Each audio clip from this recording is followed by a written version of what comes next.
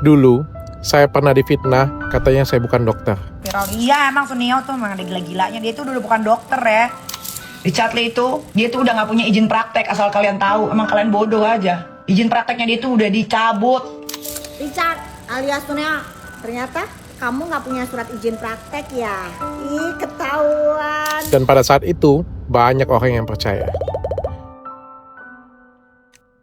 Walaupun saya sudah menjelaskan, tetap saja masih banyak yang meragukan. Saat itulah saya belajar bahwa dalam hidup ada momen-momen di mana kita tidak bisa memaksa orang lain untuk percaya. Ada waktu-waktu yang memang harus kita biarkan. Karena pada akhirnya bukan kata-kata kita yang membuktikan, tapi perjalanan dan waktu itu sendiri. Hari ini, saya memilih membuktikan dengan karya nyata. Bersama rekan-rekan alumni Fakultas Kedokteran Universitas Sriwijaya, kami mengadakan bakti sosial besar-besaran di Kepulauan Seribu. Dan saya bersyukur ditunjuk untuk ikut serta membantu publikasi acara ini.